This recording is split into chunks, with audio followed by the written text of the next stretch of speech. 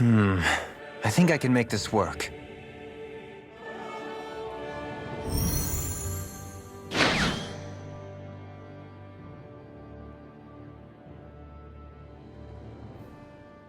Well, can you make head or tail of it? These are experiment records by the looks of it. Reams of them, dating back hundreds of years. Let's see. A composite being capable of controlling Dahnan astral energy so as to convert its molecular and elemental makeup. The creation of a governing central figure taking the form of a Dahnan. Codename Sovereign. Sovereign? Wait, there's more. Research into utilizing force field crystals for the purpose of stable astral energy containment. That must be the Master Course. With all this raw data, there's bound to be records here somewhere about the Maiden and the Lords, too. About the Lords? Why would they be on there? Think about it. The Lord's crests are clearly of a piece with those of both the Sovereign and the Maiden. Not to mention the fact that the contenders to the crown are selected from otherwise regular Renan citizens. In other words, it may be that all Renans are unwittingly being made subject to some kind of grand scheme. What about the Sovereign? Does it say anything else? Where do I start? All I've read so far is the headlines. There's so much here. To sift through all of it would require specialized... Wait. What is it?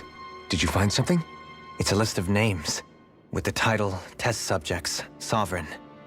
It's your call. Read it. There must be dozens of test subjects listed here. Hundreds even. All of them failures. Wait, I think I've found one that was successful. Test subject number 1273. Ethnicity, NA. Unique Adjustment Index, Generation, NA. Given name, Alphen.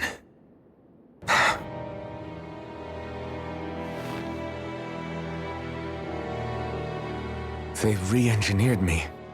Right here in this lab. Alphen. It's fine, really. What about the others? Was I the only one? Test subject number 10105. Ethnicity, NA. Unique Adjustment Index, Generation, NA. Given name, Volron. Volron? But that means... He's only Sovereign because someone made him that way too. He's the last one. In 3 centuries worth of records, you and Volron are the only 2 subjects on whom the experiment was a success.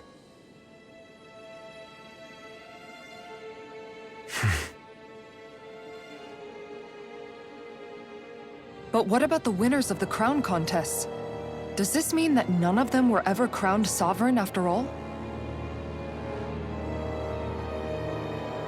Upon victory, the Sovereign shall return to Rena and rule over Rena and Lenegis combined. When a new Sovereign is decided, the outgoing monarch shall relinquish their post and live out the rest of their days on Rena. So we were told.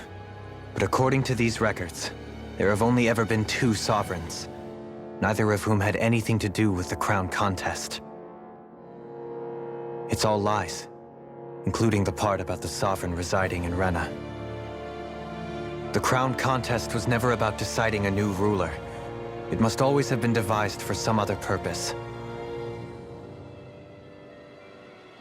But even supposing that's true, someone must have been in charge for the past 3 centuries, right?